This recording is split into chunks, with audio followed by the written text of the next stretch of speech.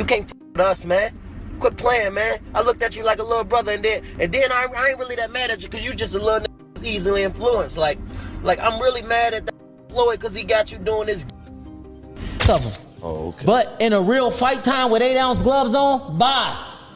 The thing about Tank is just assuming he's going to be able to step up and fight an A-level guy. He's never even fought a B-level guy. He's never even unified. Like, not only is he fighting these low-level guys. Recent events have sparked controversy in the boxing world surrounding Gervonta Tank Davis's latest fight against Lamont Roach. In the aftermath, Adrien Broner voiced his opinion on the matter, suggesting that the fight was rigged and that Roach was unfairly denied a deserved victory. Floyd Mayweather has also weighed in, revealing the truth behind the controversy.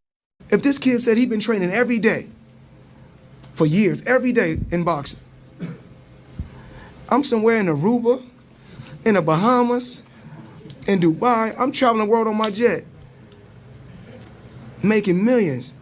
Gervonta Davis emerged from Baltimore's challenging neighborhoods to become one of boxing's most electrifying talents. Known for his knockout power and charisma, Davis quickly ascended the ranks, capturing multiple world titles in different weight classes. His association with Floyd Mayweather's promotional company further elevated his profile, positioning him as a potential successor to Mayweather's legacy. However, as Davis's career progressed, tensions began to surface. Broner felt sidelined as Davis gravitated more toward Mayweather's camp. In an interview, Broner expressed his feelings about Davis leaving Mayweather promotion, stating, "I don't care."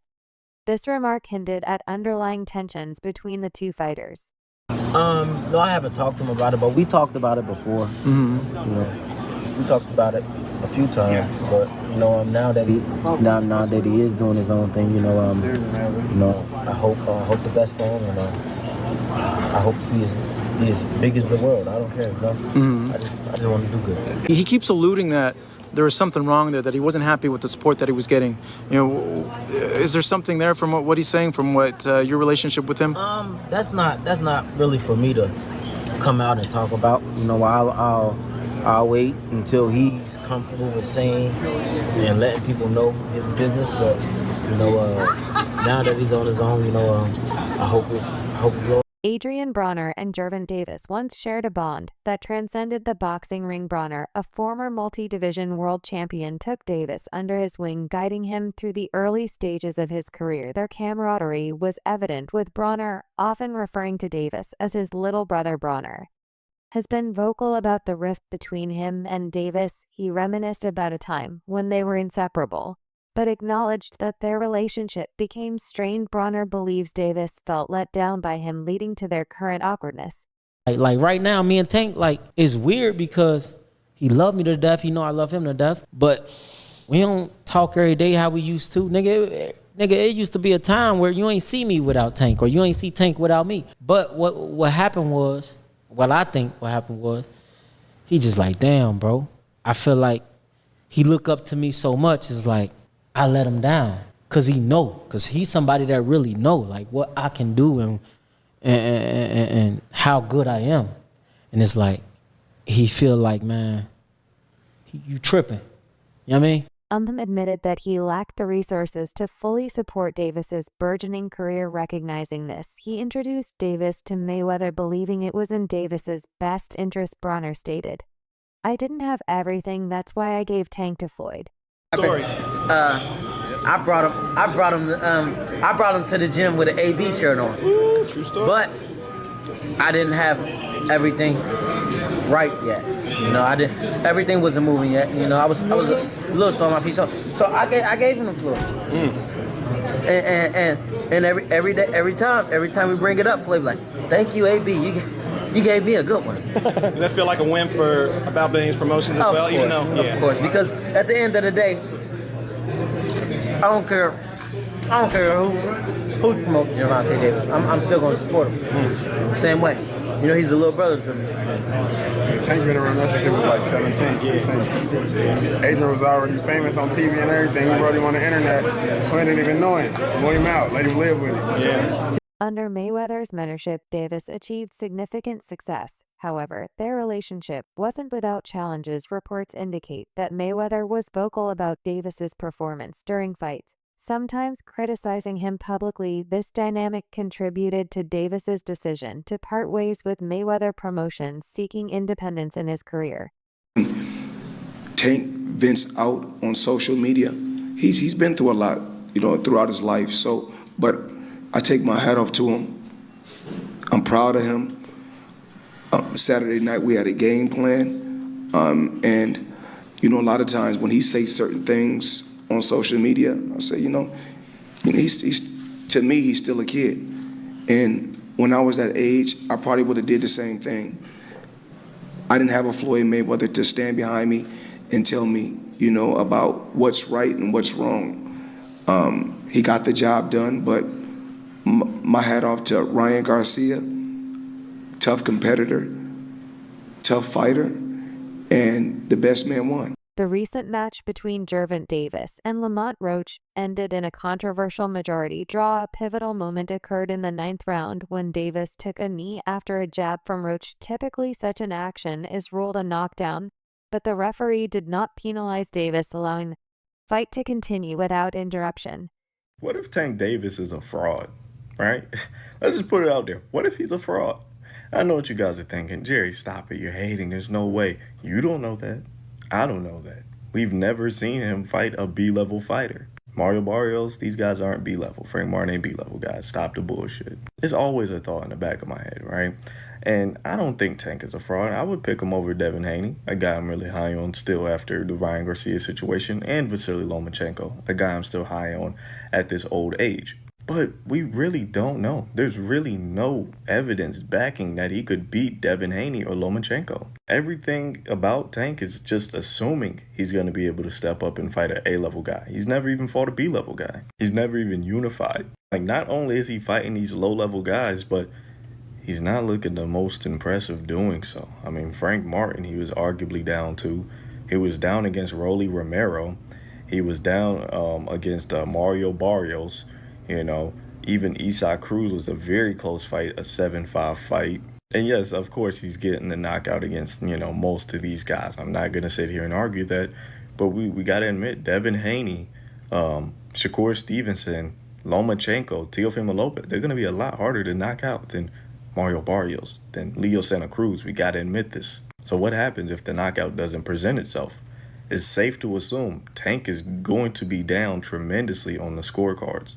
Like I said, I don't think Tank is going to get exposed or nothing. Like, he's not going to be an elite fighter when he steps up in competition. But it's something in the back of my mind. What if Tank is just a B-level guy? What if he's just a guy who's been beaten on C and D-level guys and he's really a B? The referee's decision not to count Davis's knee as a knockdown sparked outrage among fans and boxing analysts. Many believe that this oversight altered the fight's outcome, depriving Roach of a deserved victory. Accusations of the fight being rigged began circulating, with some pointing fingers at Davis's camp, and the officiating body. Commentators Andrew Schultz and Charlemagne discussed the referee's decision during the Davis-Roach fight. They believe that if the knee had been rolled, a knockdown, Roach's victory would have been certain. Their conversation highlighted concerns about officiating standards in boxing. On this fight. Oh, really? When the fight was over, the first thing I said was, it's either going to be a draw or it's going to be a close decision to Lamont Roach.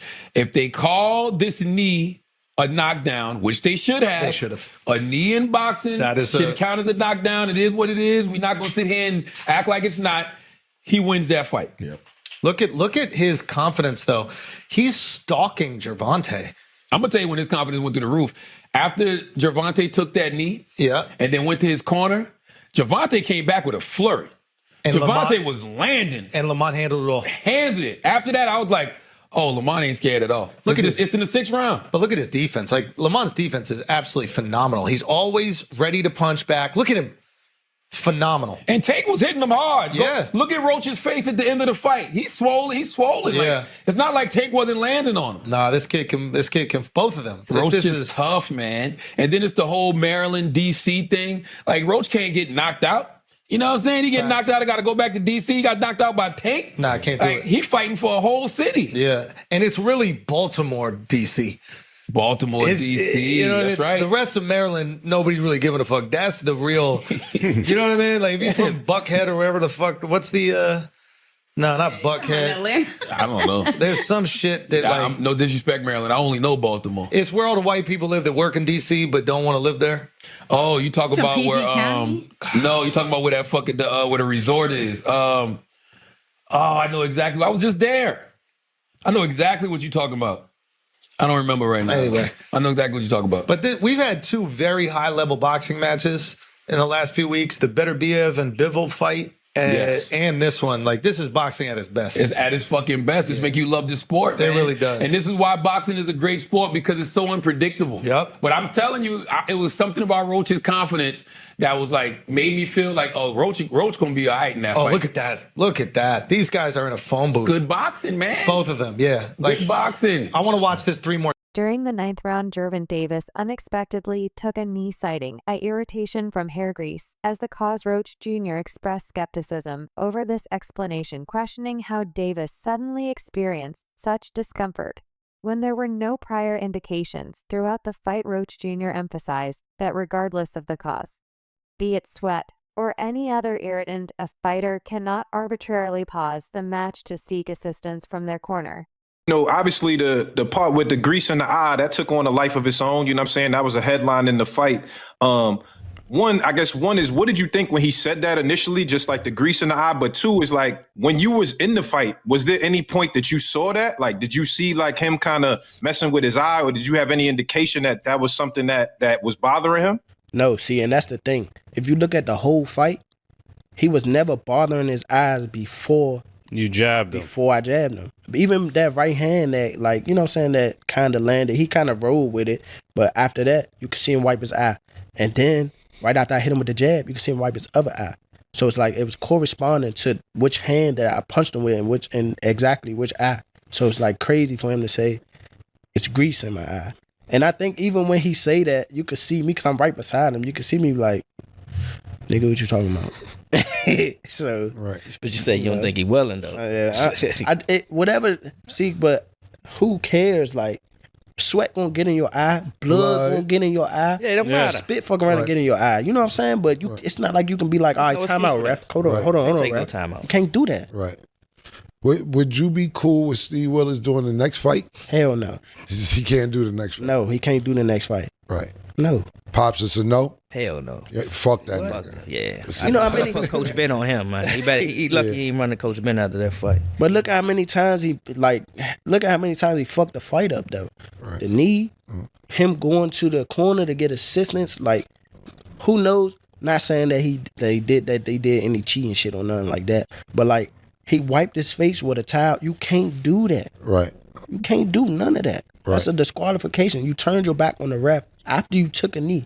Usually the ref will be like, all right, he don't want to fight no more. Fight's off. Renowned boxing trainer Greg Hackett has voiced his concerns regarding a potential rematch between Davis and Roach Jr. Hackett believes that Roach Jr. would approach the rematch with the same vigor and determination, aiming to secure a definitive victory. Conversely, he suggests that Davis might be hesitant to engage in a rematch, possibly due to doubts about enduring another full 12-round bout against Roach Jr. So relentless style. Hackett's insights shed light on the psychological and strategic considerations that fighters and their teams contemplate when deciding on subsequent matches. Bet on another draw. Bet on the draw. Yeah. It's the best way to go. Bet on the draw. That's where I think you make the money. I think what they gonna do is they gonna even the odds so big, so crazy, you ain't gonna make no money betting on either one of them individually. Yeah. So the money gonna be on the odds. That's just what I think. It ain't come out yet, but if they fight in Vegas and they fight, and to be honest, I don't like that. Fight in Vegas. Bring it back on over to the East Coast. I don't like that.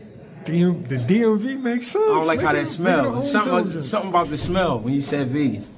I don't like how that sounds. I know a lot of people don't realize that, like, no camp is perfect. Yeah. I quote when Gervonta was dealing with some stuff ahead of the fight, like some serious shit. Now, no excuse. Lamont put on a great show. But I'm curious to see what is he going to look like with his plate being clean now. Right. I think, honestly, it don't matter whether he going through something or not. You know why? He respects Lamont, and we seen it. And I'm not just saying that because of how Lamont did. I'm talking about you really could see Tank had a lot of respect for Lamont. I got them starting off from the last fight, round 13, going right back into it. And it's going to be a rumble. So you feel like because of how the first fight went, there's not going to be no filling out. They just going to jump right into it and get busy? Yeah, because what Lamont knows is if I don't win convincingly, if I don't knock him out, or if I don't beat the shit out of him, they not going to give it to me. Tank know I can't go another 12 again. Because they gonna really say I have been exposed. That's one of the famous words. He's exposed. He exposed them. You know what I mean? That's the shit everybody say now. So Tank not trying to hear that neither. So Tank gonna be looking to really go in there seek and destroy. But Lamar gonna be on the same. Prior to the controversy, Davis faced limited options for high-profile fights. However, the disputed outcome with Roach Jr. has reignited interest in a rematch, presenting Davis with an opportunity to address the contentious result and reaffirm his standing in the division. A rematch could serve as a platform for Davis to showcase his resilience and adaptability, potentially paving the way for future bouts with other top-tier opponents. Kind of running out of available options for meaningful fights that look realistic in the here and now, right? You try to fight Lomachenko. Loma said he didn't want to fight, so that fell out the window in 2024. Maybe it can be revisited. Rayo just lost to Gary Antoine Russell. I was looking at Rayo as a possible Tank foe. We do know that Team Tank reached out to Team Rayo at a point. So fast forward to the future.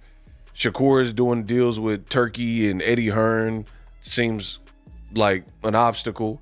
Tank says Eddie Hearn's a snake in a suit, and he doesn't seem to jive well with Turkey. Like he's like, this picture looks like a cult. It looked weird.